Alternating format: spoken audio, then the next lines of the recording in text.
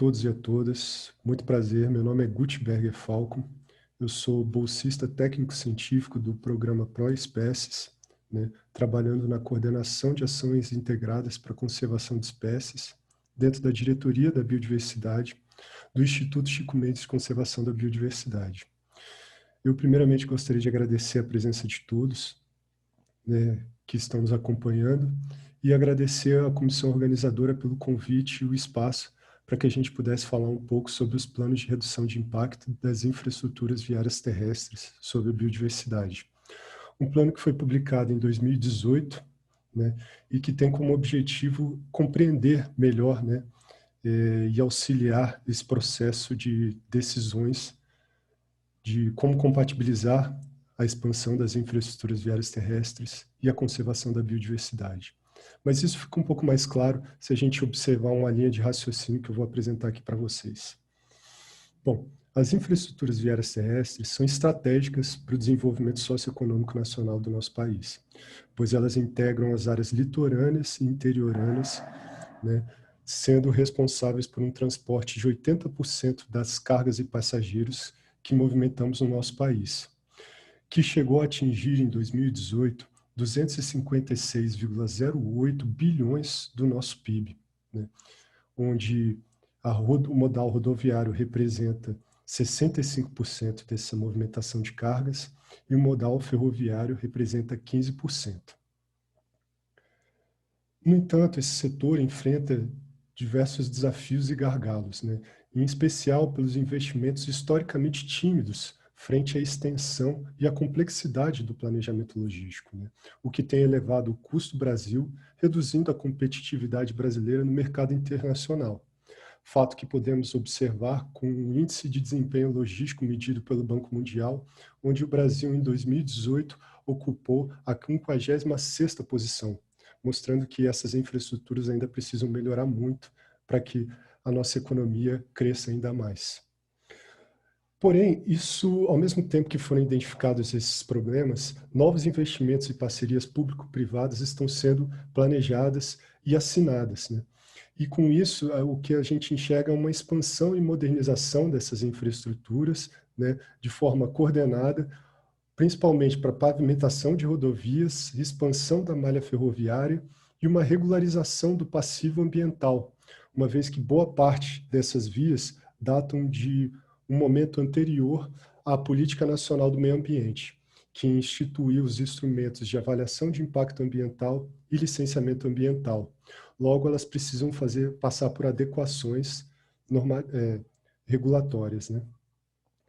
Porém, a gente percebe um descompasso de políticas públicas, né, onde o planejamento das IVTs estão cada vez mais nacionais, integrados e com planejamentos de longa duração, fato que não é observado quando a gente pensa nas avaliações de impactos ambientais, né, onde geralmente se avalia trechos por trechos, né, sem uma visão integrada do sistema. Isso preocupa mais ainda quando a gente analisa, né, os diversos impactos que as infraestruturas viárias terrestres promovem, né, sendo eles diretos ou indiretos, como a destruição de hábitats e a degradação de hábitats, a morte, né, da fauna por atropelamentos, né, casos de colisão com veículos, a fragmentação da paisagem, que impede a movimentação da biodiversidade e reduz o fluxo gênico, né? E ainda atuando como vetores de incêndio, de caça e de introdução de espécies exóticas invasoras.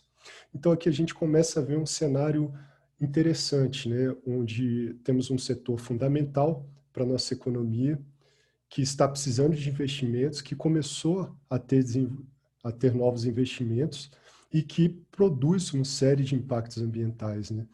Então, diante desse cenário, o CMBio, com sua missão de proteger o patrimônio natural e promover o desenvolvimento socioambiental, buscou contribuir com esse planejamento nacional, né?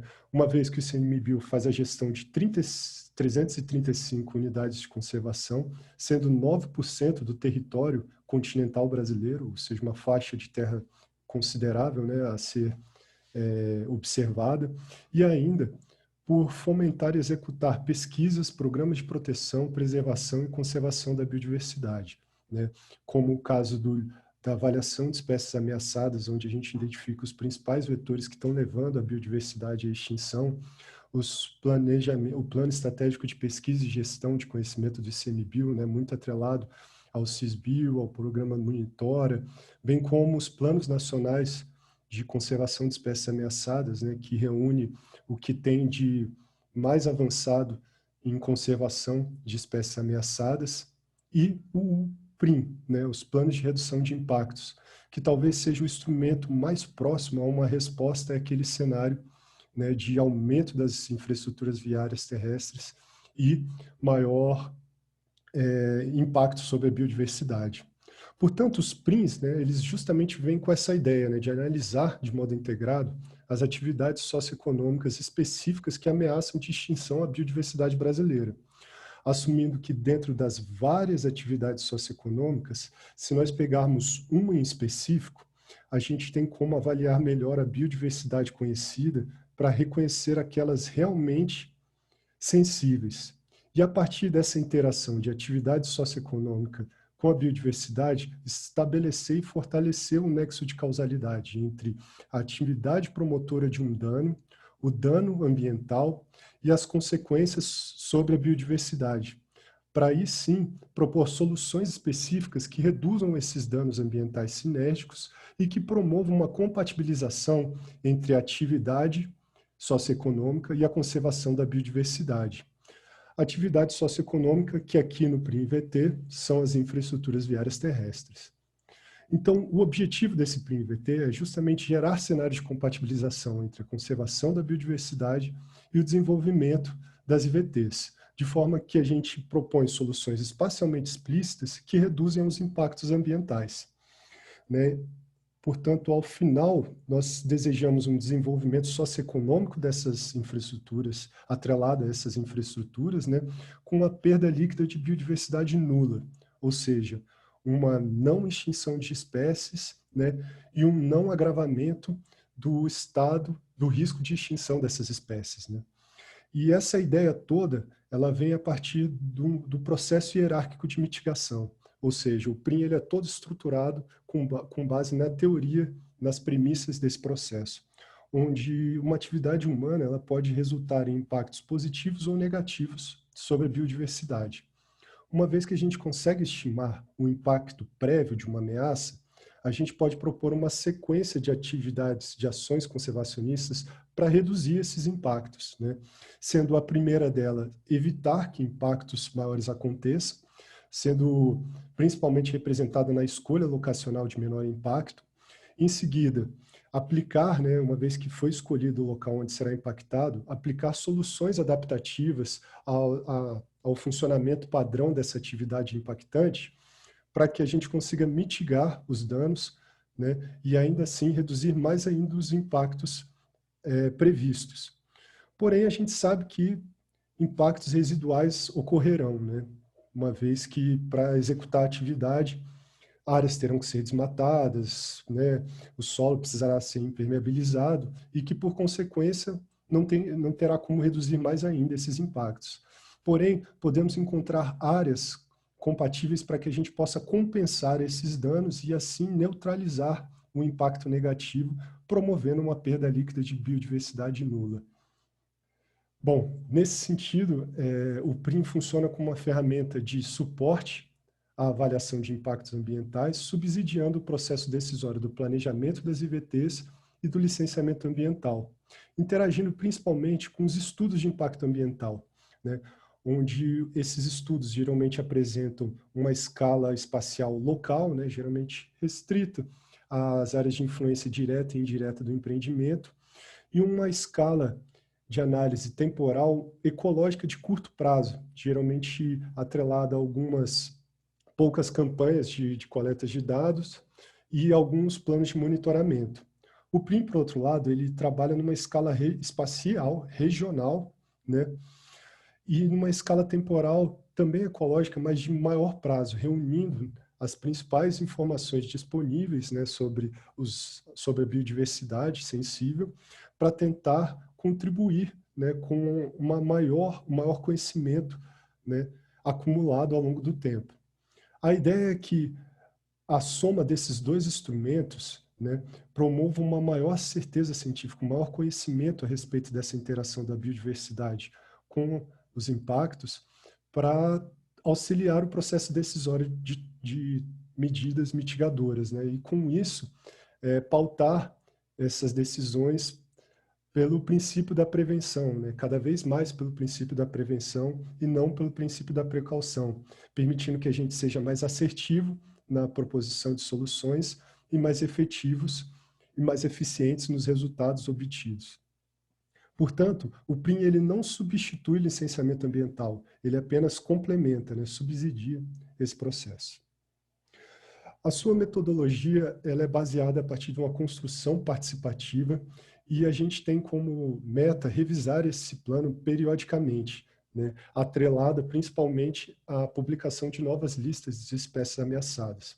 Portanto, a gente utiliza da informação disponível dos setores de planejamento da infraestrutura viária terrestre para identificar quais são os principais atores que precisam participar do nosso plano, né?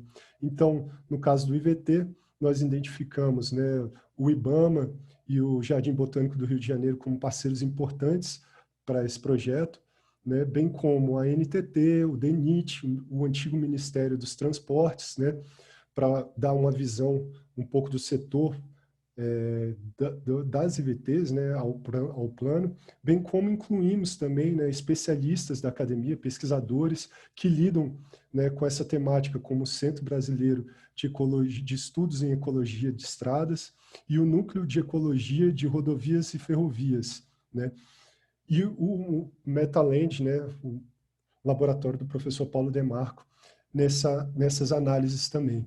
E com isso a gente reuniu uma equipe bem diversa que pôde contribuir com diferentes visões desse processo de planejamento, né?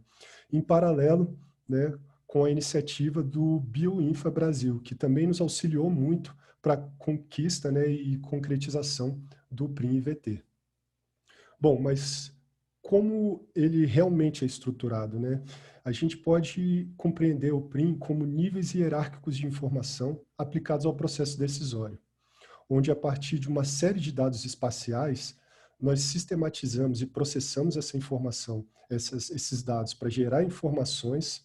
A partir dessas informações, a gente propõe análises de priorização para gerar um conhecimento esse que, aplicado a diferentes problemas, permite que a gente proponha um leque de soluções alternativas aos tomadores de decisão, né? E aqui eu faço referência aos planejadores das infraestruturas viárias terrestres e ao licenciamento ambiental, para que eles tomem as decisões, né, de compatibilidade subsidiado pelo melhor conhecimento disponível, né? Mas para entender melhor esse fluxograma de passos aqui, a gente pode detalhar eles com mais calma, né? Então, a prospecção de dados, né, e a sistematização desses dados para gerar informação, ela parte primeiramente de uma visão geral das atividades existentes e planejadas, né, para a gente ter uma ideia do escopo geográfico dessa nossa análise. Portanto, para o IVT, a gente percebe que as estradas e ferrovias existentes e planejadas são espalhadas por todo o país. Portanto, a gente precisa trabalhar com um escopo nacional para esse planejamento.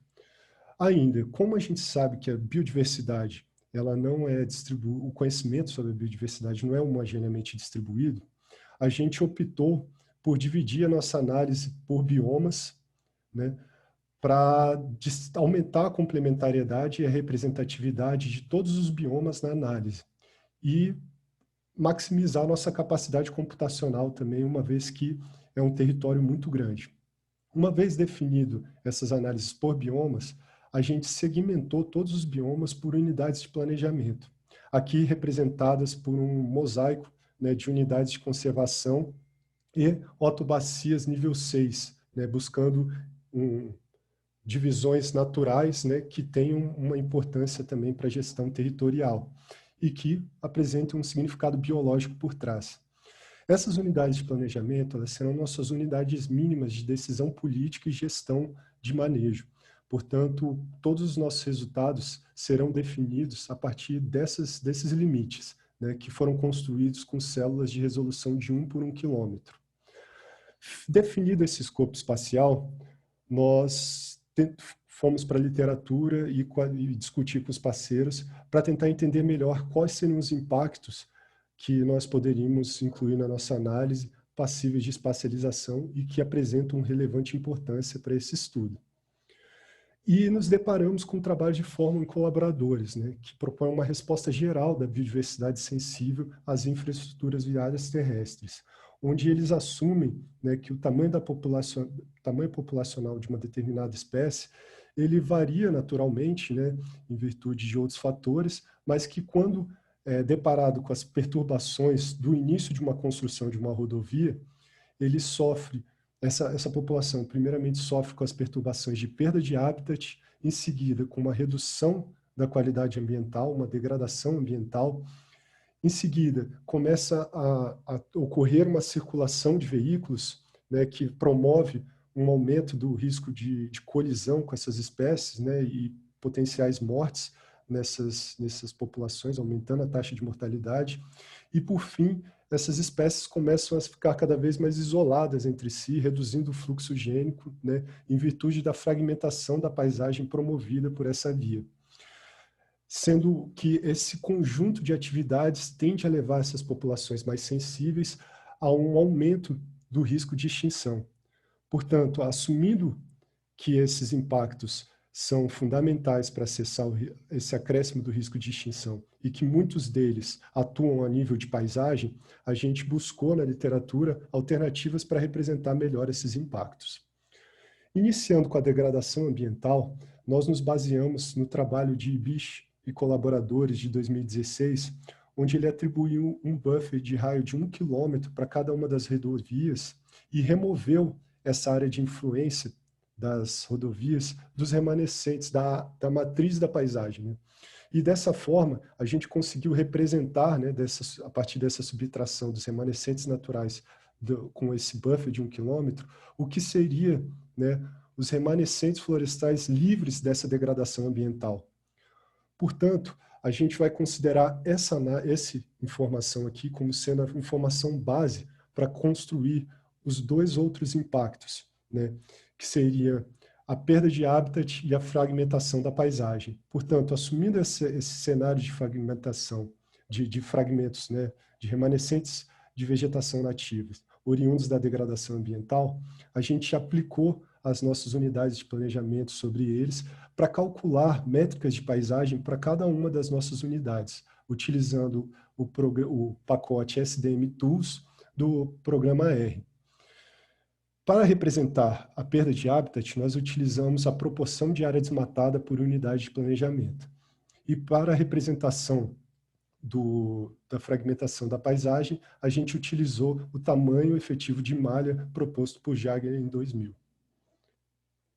Já para a representação do risco de morte por colisão, a gente teve inicialmente um maior trabalho, né? A gente buscou na literatura diversas formas de representar espacialmente esse impacto e até que encontramos, né, um framework bem interessante proposto pelo Vicentinho e colaboradores em 2016, onde ele assume que o risco de morte por colisão ele é fruto da interação de duas outras informações, né, que é a exposição da biodiversidade sensível ao ambiente, ou seja, as espécies estarem no local onde a estrada vai ser construída, né, ou seja, vai ter uma interação entre elas.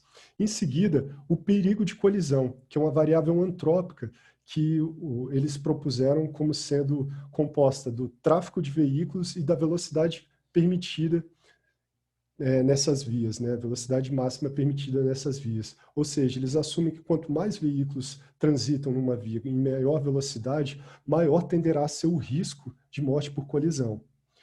Portanto, a sensibilidade da biodiversidade a gente vai construir daqui a pouco, vai conversar daqui a pouco sobre ela.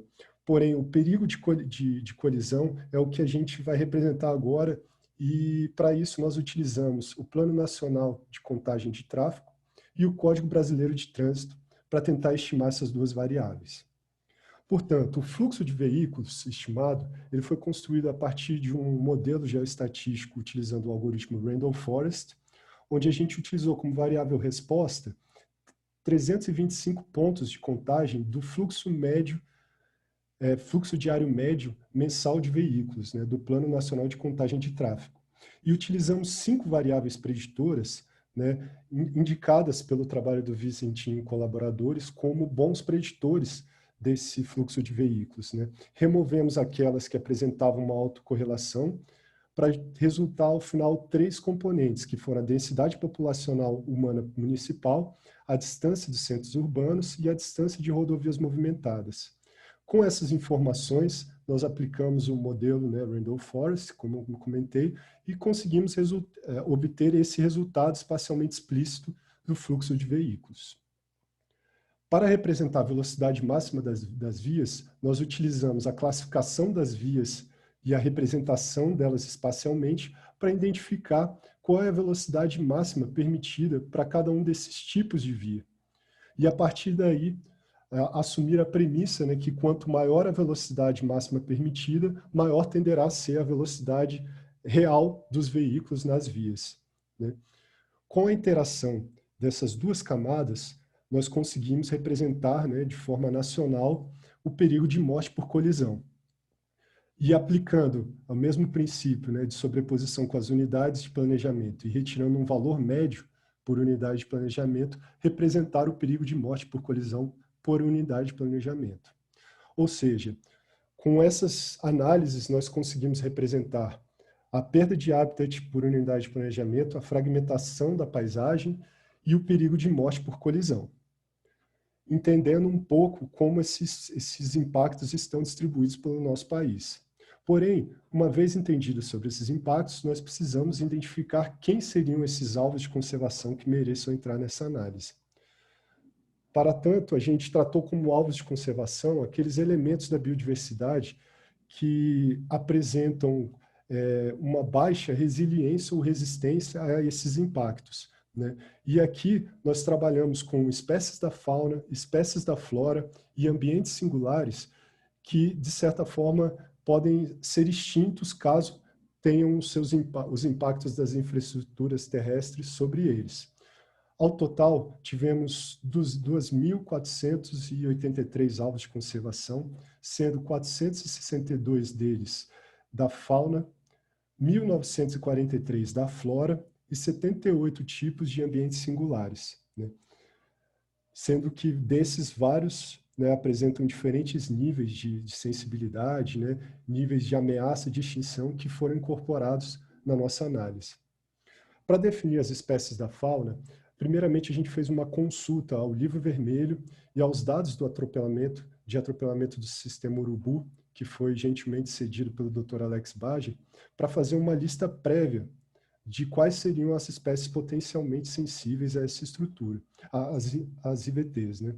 Em seguida, essa lista foi validada pelos Centros Nacionais de Pesquisa em Conservação do ICMBio, centros esses que reúnem uma série de especialistas nesses grupos taxonômicos que fizeram esse filtro, adicionando espécies e removendo espécies, né? Ao final, incorporando espécies, foram incorporadas todas as espécies ameaçadas do livro vermelho, todas as espécies DD e NT que tiveram essa identificação como sendo sensível às IVTs, bem como algumas poucas espécies, né, consideradas menos preocupantes, mas que apresentavam uma distribuição restrita, que poderiam se tornar ameaçadas caso um impacto ocorresse sobre elas. Para a representação espacial dessas espécies da fauna, nós dividimos em 2 grupos. Para aquelas que apresentavam mais de 10 registros de ocorrência, nós aplicamos um método de modelagem de distribuição potencial, onde nós utilizamos esses registros de ocorrência, mas 3 algoritmos, né, Maxent, Randolph Forest e SVM, para um modelo consenso da distribuição dessa espécie, né, distribuição potencial dela. Para em seguida, né, aplicar um método de MSDM e restringir um pouco mais, removendo as áreas de menor adequabilidade ambiental do modelo gerado. Para aquelas espécies que apresentavam menos de 10 registros de ocorrência, nós construímos polígonos por pontos, ou seja, nós observamos onde tinham os registros de ocorrência E para aquelas unidades de planejamento que se sobrepunham aos registros de ocorrência, nós consideramos como uma espécie potencialmente ocorrendo nela toda. Para as espécies da flora, nós utilizamos o apoio do CNC-Flora, né, o Centro Nacional de Conservação da Flora Brasileira, do Jardim Botânico, centro responsável pela execução do Livro Vermelho da Flora do Brasil, em que eles nos indicaram todas as espécies ameaçadas de extinção como potencialmente sensíveis às infraestruturas viárias terrestres. E para sua representação espacial, nós utilizamos os buffers de precisão pelo CNC-Flora construído. Com relação aos ambientes singulares, nós tratamos deles, nessa análise, por enxergar que eles são um surrogate, né, um substitutivo de biodiversidade não sensível ou não descrita ainda pela ciência. Ou seja, a gente considera que esses diferentes ambientes, eles tendem a agrupar diferentes componentes da biodiversidade, sendo que nenhum desses componentes foi sensível, identificado como sensível o suficiente para participar como sendo um alvo independente. Ou seja, é como se fosse um componente de princípio da precaução, né? O PRIM utilizando o princípio da precaução nas nossas análises, certo? Então, para representar os ambientes singulares, a gente teve dois grupos de dados, né? As fitofisionomias, que foram aquelas definidas pelo IBGE, que totalizaram 58 alvos de conservação, e cavernas, né, que foram definidas pelo Centro Nacional de Pesquisa e Conservação de Cavernas, né, do ICMBio, onde um trabalho deles bem interessante, eles elencaram, né, as principais classes de rochas com potencial ocorrência de caverna e somaram essa informação ao registro, né, de cavernas para estabelecer um gradiente de importância para esses diferentes alvos, resultando em 20 alvos de conservação de caverna. Uma vez definidos os impactos, definido o escopo, definidos os impactos e definidos os alvos de conservação, a gente achou interessante incluir na nossa análise a condição da paisagem, né, que seriam outras influências antrópicas que favorecem ou prejudicam a manutenção da biodiversidade na paisagem. Ou seja, áreas urbanas, áreas com agricultura, áreas que, de certa forma, tornam um ambiente menos adequado para a manutenção das espécies, elas foram consideradas paralelamente na nossa análise, de certa forma, para que a gente não indique como sendo áreas mais sensíveis àquelas mais prejudicadas já pela ação humana. Uma vez definido impactos e esses outros componentes da biodiversidade, a gente realizou duas análises para a proposição de dois surrogates principais. A exposição de impactos sinérgicos, que foi uma análise de multicritério dos impactos produzidos para gerar essa camada única, né? E uma análise de priorização espacial aplicando o software Zonation, onde a gente utilizou os alvos de conservação e a condição da paisagem para construir um gradiente de sensibilidade da biodiversidade, onde quanto maior a sensibilidade da biodiversidade, maior aquela UP reúne informações sensíveis da biodiversidade, ou seja, impactar aquela UP, você tem uma maior chance de provocar extinções, né? Esses gradientes, essas duas camadas eram gradientes contínuos, e para uma melhor visualização e interpretação, nós dividimos em 4 níveis de importância, né, divididos a partir dos seus quartis, garantindo que tenha um número de unidades de planejamento igual para cada um desses níveis. Feito essa análise essa priorização espacial, nós gostaríamos de mostrar o quanto que ela foi ou não eficiente em garantir que os alvos mais sensíveis estariam reunidos nas áreas de maior importância. E para isso nós utilizamos uma análise PropTest no programa R para identificar, né, e comparar a diferente representatividade da distribuição dos alvos de conservação em cada um dos níveis de sensibilidade, das áreas extremamente sensíveis até as menos preocupantes. E uma análise de priorização boa tenderia a agrupar, né, uma maior distribuição das espécies, né, nos seus diferentes níveis de sensibilidade em áreas de maior sensibilidade, fato que a gente encontrou, né, na nossa análise. Uma vez construídos esses dois surrogates, né, de impactos e de biodiversidade, a gente consegue interagir estes dois produtos né, esses dois conhecimentos, num mapa bivariado, produzindo o principal produto do PRIM-IVT, que é o mapa de compatibilidade entre a conservação da biodiversidade e o desenvolvimento de infraestruturas viárias terrestres. Esse mapa, ele traz no seu eixo Y o incremento da sensibilidade da biodiversidade e no seu eixo X o incremento da exposição de impactos, construindo um quadro situação do custo ambiental de se explorar e se impactar uma determinada unidade de planejamento. E com isso, a gente consegue integrar esses resultados ao processo hierárquico de mitigação, propondo soluções para evitar impactos, soluções para mitigar impactos e soluções para compensar impactos. Portanto, com esse quadro de situação de um custo ambiental prévio de se impactar uma determinada região, a gente pode interpretar o apoio para evitar impactos como o aumento da sensibilidade torna mais complexa os esforços de mitigação e compensação de impactos, né? E, numa segunda observação, a degradação ambiental influenciando o quanto essa região é mais íntegra ou não, né? Portanto, se a sensibilidade da biodiversidade é alta e essa área é bem íntegra com relação aos impactos, essa é uma área de muito baixa compatibilidade. Num cenário comparativo, né, se ela tem uma alta sensibilidade, mas está sobre uma área de já muito impacto prévio, ela estaria numa área de baixa compatibilidade. Se ela está numa área de baixa sensibilidade, mas ainda íntegra, livre de impactos das IVTs, ela estaria numa área de alta compatibilidade. E se ela está numa área de baixa sensibilidade, com já uma exposição alta de impactos, ela estaria numa área de muita alta compatibilidade, ou seja, uma área favorável para a exploração para o desenvolvimento dessas atividades. Uma vez definida a escolha locacional, a gente precisa mitigar os impactos associados naquela unidade de planejamento. Então, a sensibilidade ela pode ser interpretada na mitigação como uma escala de prioridade de ações de mitigação. E os impactos, ele pode qualificar essa prioridade em proativa, quanto for maior a integridade do ambiente, e reativa, quanto mais impactado já for aquele ambiente.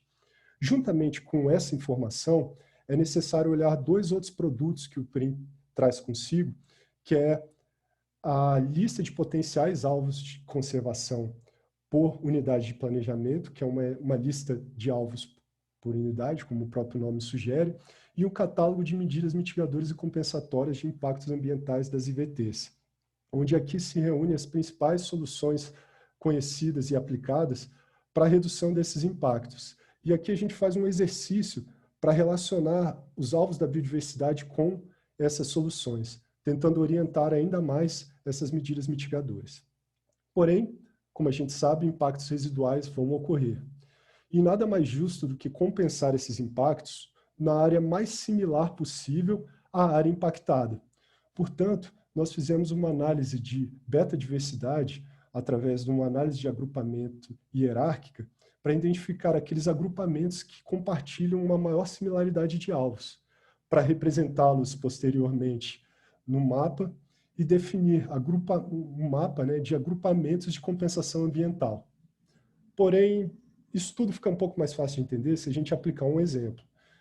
Então, assumindo que nós, aqui na Caatinga, desejamos unir dois pontos no nosso mapa, né, com três possíveis rotas, né, três possíveis escolhas locacionais para esse empreendimento, aquele empreendimento que apresentar uma menor sobreposição com áreas de maior compatibilidade e uma maior sobreposição com áreas de maior compatibilidade, essa área tenderá a apresentar um menor impacto prévio, né? Portanto, para o processo decisório, é interessante que a gente avalie essa sobreposição e identifique essa rota de menor impacto, que aqui nesse caso foi a curva C, a alternativa C, né, de escolha locacional. Uma vez definida a escolha locacional, os impactos vão começar a existir, né, começar a se materializar. E para isso a gente vai precisar tomar decisões com relação à mitigação de impactos, né? Assumindo esse exemplo, 50 unidades de planejamento foram impactadas. E ao observar como elas se localizam nesse quadro de situação de medidas mitigadoras, a gente percebe que existem unidades de planejamento prioritárias aqui para ações de medidas mitigadoras proativas e reativas. Quando nós olhamos elas num contexto associado com a lista de espécies por unidade de planejamento e as medidas mitigadoras, né, o catálogo de medidas mitigadoras, a gente pode orientar espacialmente quais são aquelas mais adequadas para receber esses diferentes esforços de conservação. Mas aprofundando um pouco mais nesse exemplo, se a gente pegar essa unidade de planejamento como destaque, a gente percebe que ela é impactada por essa via, né? Se nós observarmos a lista de alvos previstos para dentro dessa unidade de conservação, a gente tem uma ideia daqueles alvos presentes e potencialmente impactados. O ideal é que a gente observe todos para a tomada de decisão. Porém, usando o exemplo de uma espécie só, o gato-maracajá, essa espécie ela sofre principalmente com a fragmentação de habitat e com risco de morte por colisão, né? Se nós procurarmos no catálogo alternativas de medidas mitigadoras e compensatórias para reduzir esses impactos, dentre as possibilidades nós encontramos os viadutos, que são soluções estruturais que visam mitigar justamente esses dois impactos, fragmentação e colisão com veículos, atingindo, né, sendo benéfica a esse tipo de grupo de espécies. Portanto, se aplicarmos essa medida mitigadora, nós reduzimos o impacto, permitindo com que a espécie consiga se locomover com maior segurança pela paisagem. Porém, impactos residuais vão continuar existindo, né? E para orientar o processo decisório de compensação de impactos residuais, se nós observarmos quais os agrupamentos de compensação ambiental são atingidos pelo nosso empreendimento, a gente tem como avaliar a relação desses agrupamentos impactados com os demais agrupamentos e construir, assim, um ranking de prioridades para compensação ambiental, né? Neste caso aqui, identificando os agrupamentos D como sendo os principais, né, os melhores investimentos a serem destinados aos recursos de compensação ambiental, né, os melhores locais.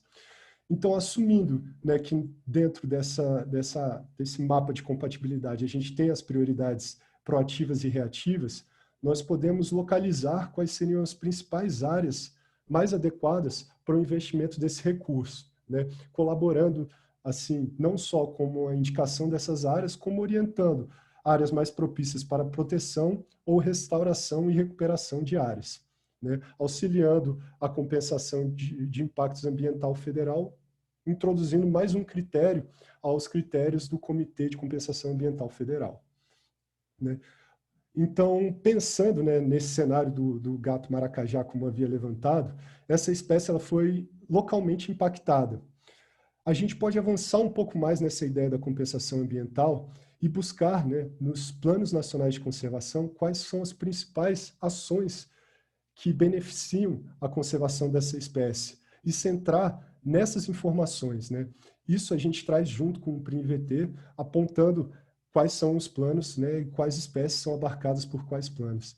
E com isso, garantir que o impacto local se transforme num benefício de conservação para a espécie regionalmente, né?